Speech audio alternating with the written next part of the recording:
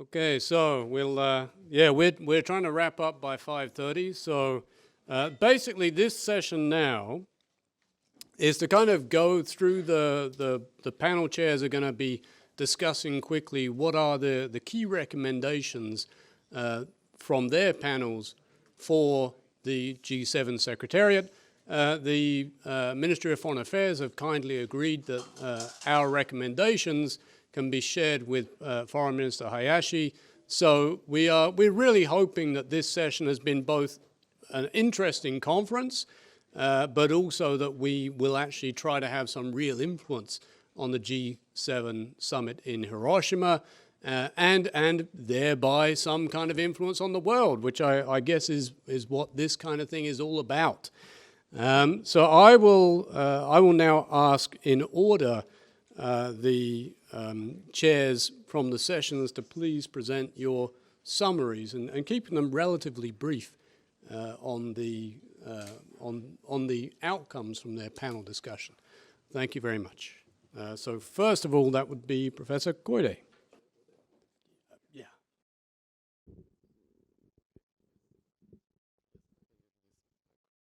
Okay, yes. Let me summarize the discussion of G7 contribution to global governance to come out 3 recommendations. Okay, first discussion. The G7 has been taking various functions and roles throughout different phases since its start in 1975. It started as a developed country club to deal with the economic crisis and the new Cold War tension in the 1970s and 1980s. Then the G7 became an engine to promote the post-Cold War globalization process in the 1990s and 2000s. Then G7 became a core of expanding international networks to deal with the aftermath of the financial crisis of 2008 and the growing voice. G7 also became an institute to listen to the growing voice of the Global South.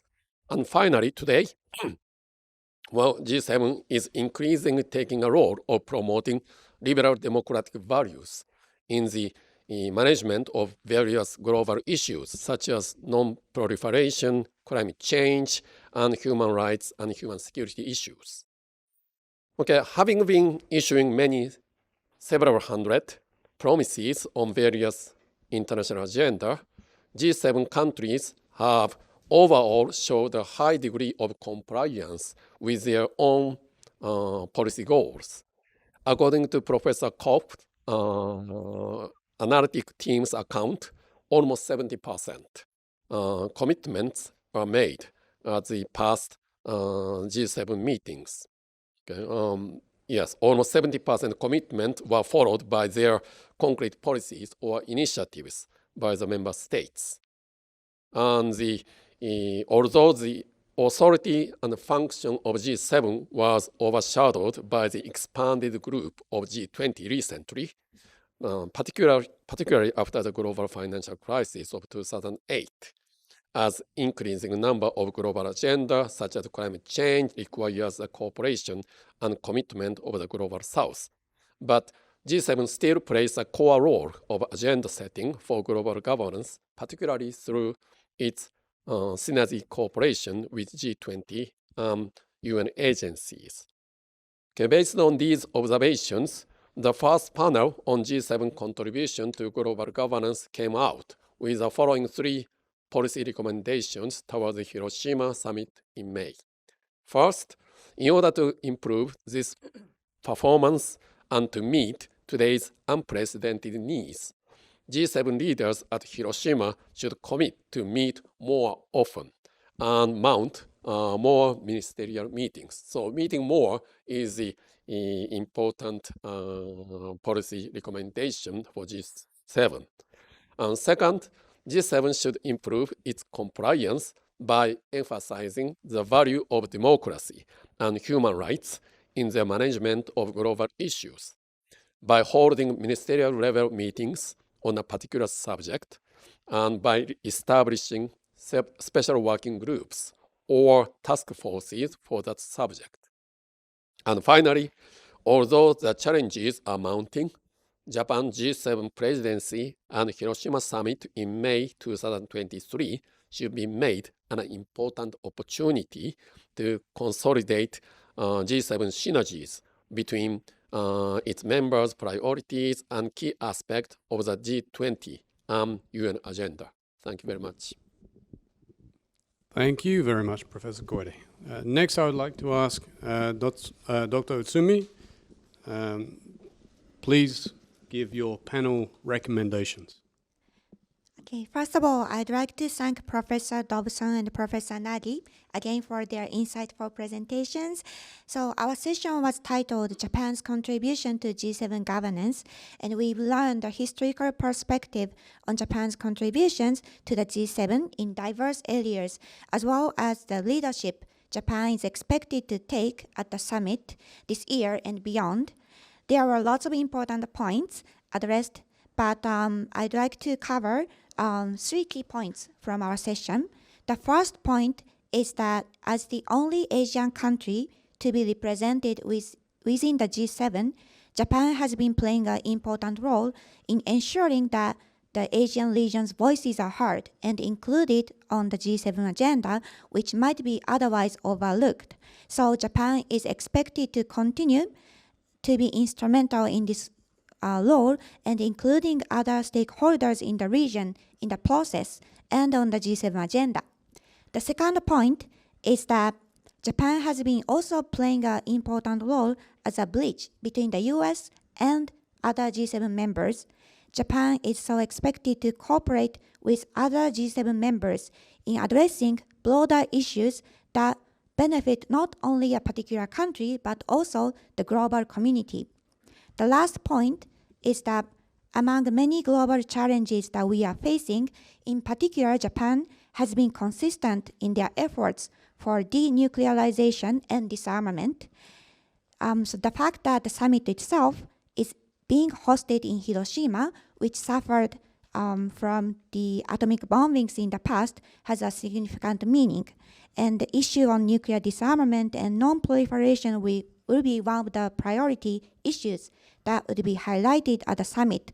So Japan is expected to take a leading role in addressing and advancing the global efforts in this regard. So that's a brief summary of our session.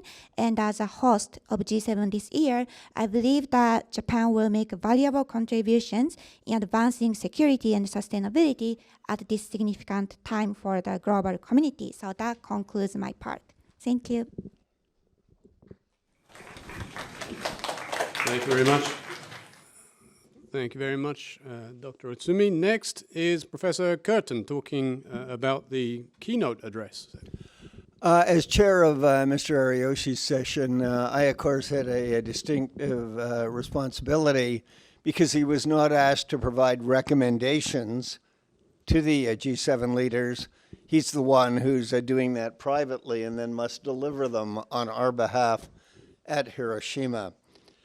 So in the first instance, which one of our recommendations, or ones from the first half, did he accept and agree to?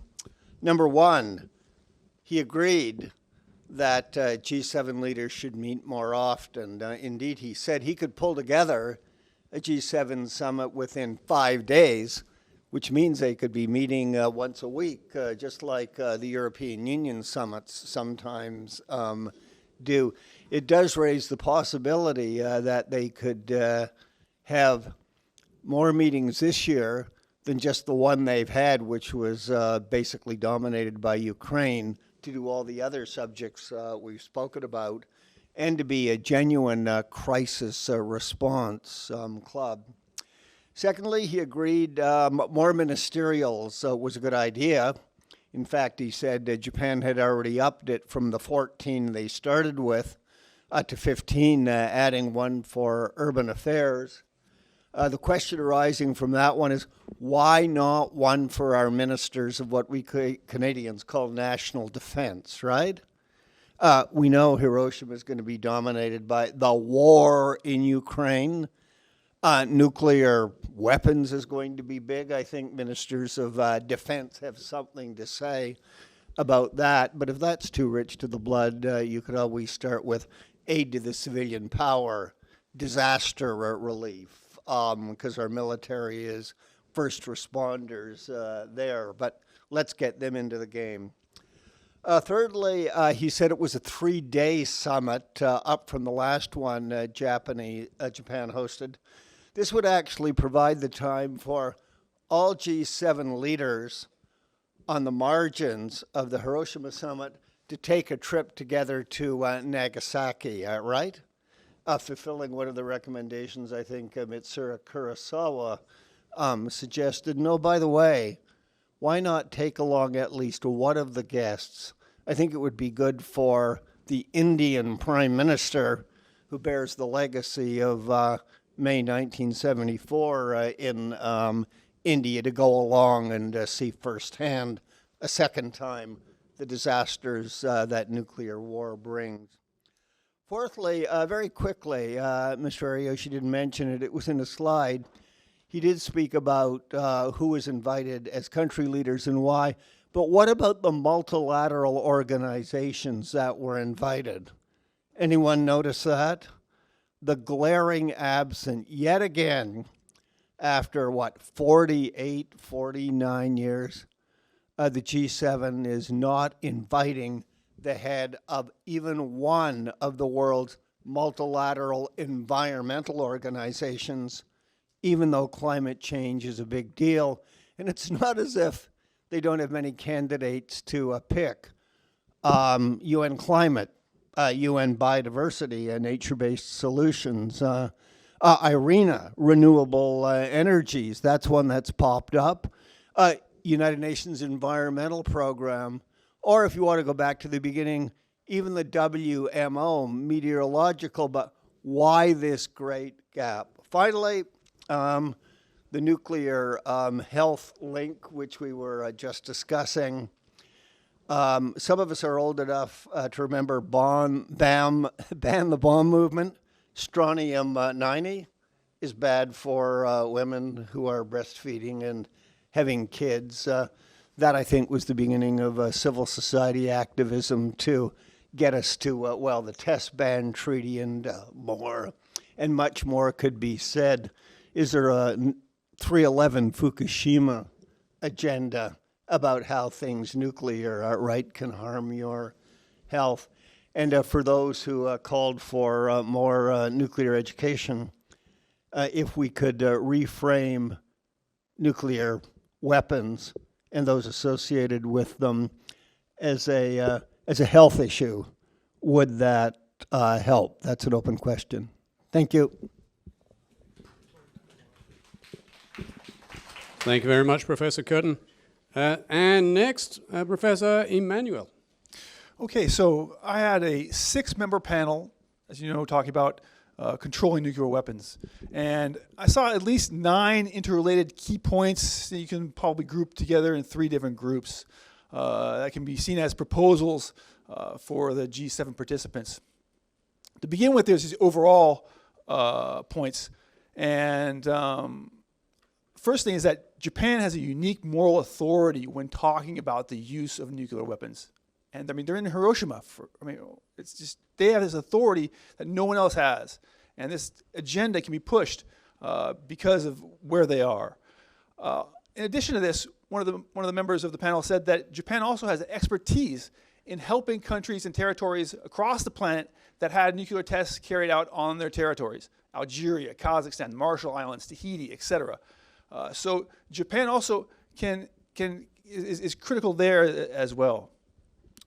Secondly, the G7 should really, and several people mentioned this, understand the centrality of the Reagan-Gorbachev axiom of a nuclear war cannot be won and must never be fought. So that's really an important point that several people went over. Also, the G7 should increase efforts to reduce rhetoric around the use of potential Russian nuclear weapons in the war in Ukraine. It's a critical moment, critical issue, and the G7 meeting should be able to go over that. Then there are 2 points about the immorality of nuclear weapons. First of all, the G7 should help the world reject the idea of the policy of deterrence as something as immoral and unethical. And perhaps even a delusion that could spread nuclear weapons, leading to a type of what we call in the international relations subfield of political science, the security dilemma. You know, the increase of weapons increases the probability of some sort of problem, of some sort of war, or even the usage, obviously in this case, of nuclear weapons. Fifthly, the G7 should help us see that the existence of nuclear weapons is a threat, and should we see that the existence of nuclear weapons and the threat of using it in retaliatory attack is immoral as an initial attack. So retaliation use of nuclear weapons is just as bad as first use. It's not true security. The use of nuclear weapons should be banned altogether. Finally, there are 4 points that came back again and again and again about multilateral efforts. First, the G7 should work toward the elimination of nuclear weapons. That should be the first thing. That relates back to my last point. Secondly, the G7 should work to facilitate discussions on multilateral disarmament and non-proliferation if they can't get to the point of elimination, as well as the ending of production of highly enriched uranium needed for nuclear weapons. Fourthly, the G7 should start negotiations or a dialogue for nuclear risk reduction and ways to prevent the unintentional use of nuclear weapons by miscalculation, misunderstanding, and miscommunication. So dialogue is critical. Some sort of, you know, that red phone that they would use to communicate between the former Soviet Union and the United States is critical. And finally, if not all else, the G7 should push for at least the adoption of a no first use policy. It's amazing to understand that the United States doesn't have this no first use policy. All countries that have the weapons should declare this, and we should at least move in this direction, if not for the total banning and elimination of nuclear weapons. Thank you. Thank you very much, Professor Emmanuel. And Dr. Koli. Thank you. In my panel, that is the Strengthening Climate, Energy and Health Security, all the panelists, they very nicely and elaborately give lots of recommendations. One of the key area on that recommendations that I found is to ask for deepening and strengthening or broadening the support for other parts of the world. So we can see here Dr. Ela Kokortsis, she mentioned for the further commitments to help for the specific countries, particularly developing countries, and also at the grassroots level, where also she is talking about additional funding and compensations. Whereas Professor Chairs is saying that strengthening support for democracies is basically the crucial basis for all kind of climate actions. So whenever we are strengthening all kind of our initiatives, we also need to accelerate that kind of speed and also support the rural communities where combating climate change. The same or similar things also came other presenters like Mark Elder. He also mentioned about G7 should prioritize climate security, and this is the prerequisites for other priorities. And also they are talking about planetary boundaries to recognize the concepts, so we really need to broaden and also need to see far more longer perspective through that kind of initiatives. Here also regarding the health issues, Professor Hiroshima, he also mentioned about the universal health care initiatives, so to boosting countries, and also the leading role of Japan in this perspective to achieve. So all these recommendations actually amplify. It's not should not be limited on a particular region or particular area, but rather how really we can make it more expansive and for other remote area, other part of the world. Another categories of the recommendations that is for the continuation of support and also continuation of the commitment focusing on like international laws and norms, and also the commitment of phase out fossil fuels. So some of the recommendations that we found on the transitions to renewable energy, energy efficiency, also where I found Professor Chairs, he mentioned about to move up that kind of net zero targets to around 2040 according to the IPCC recommendations, and so some others things like expanding battery or other storage capacity. Also I found Kokuktis, she mentioned about nature-based solutions also could be a key key basis.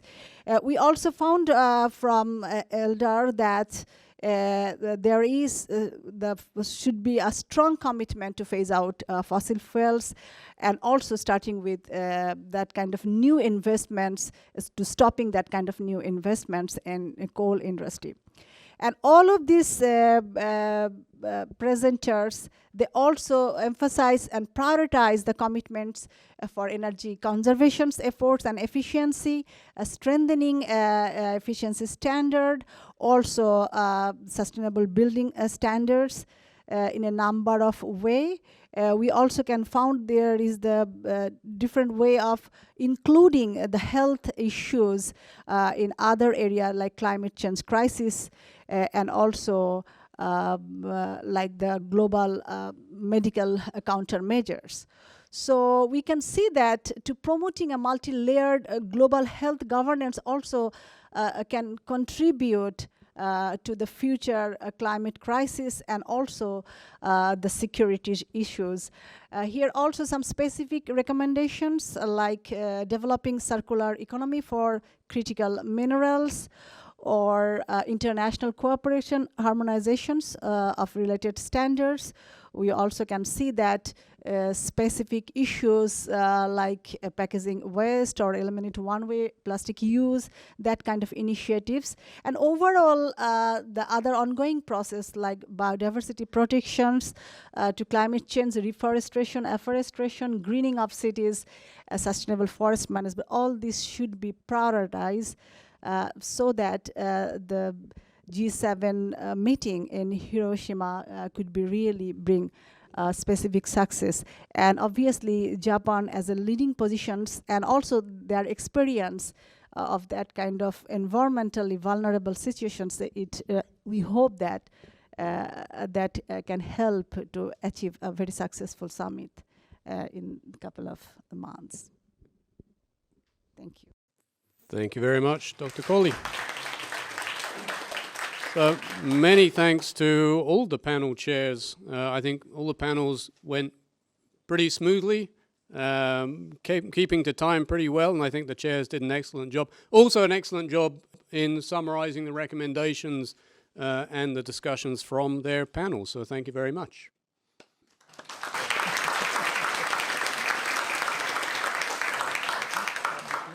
So we are coming to the conclusion of the conference. I mean, I would like to thank, personally, I'd like to thank all of the chairs again, all of the speakers, of course. This has been an excellent event, I think. I think it's been a very strong collaboration between ourselves at Soka University, with our colleagues from the G7 Research Group, Soka Gakkai International, the International Academy for Multicultural Cooperation. I think that's one of the great things about this. It isn't just one organization. It's a collaboration. I think that's exactly, someone mentioned earlier about the need to cooperate and coordinate across different issue areas, whether it's nuclear non-proliferation, climate. I mean, that's what we've really done here. We've tried to focus on some key issues and bring together different stakeholders and partners. And thank you, of course, to the audience. You've been very excellent with your questions, your participation, your attendance. It's been quite a long day, but many of you have been here all day. Also, of course, to the team that have worked on this throughout the day, but also in preceding months. There's been a long time in preparation for the last few months. So to everyone involved in that, I thank them as well. And Masataka Aita, as the MC, also has done an excellent job. And I'm going to leave it to him. I think you have some final points to clarify, I believe. So I will leave the floor to you. So thank you very much, everyone.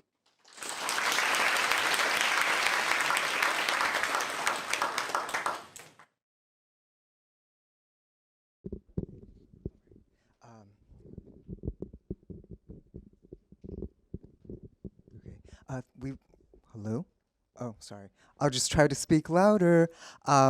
We would like to thank the keynote speaker and all of our wonderful speakers virtually and in person, and all the participants, as it was already mentioned, and those who have supported again behind the scenes to make this event possible. Finally, for our guests who are going to attend the welcome dinner at the hotel, we have arranged transportation for you. Sanada-san and I, we will be assisting you to depart the campus grounds at 5:45. Thank you. Thank you again so much for your participation, and this concludes the International Conference on Advancing Security and Sustainability at the G7 Hiroshima Summit. Thank you.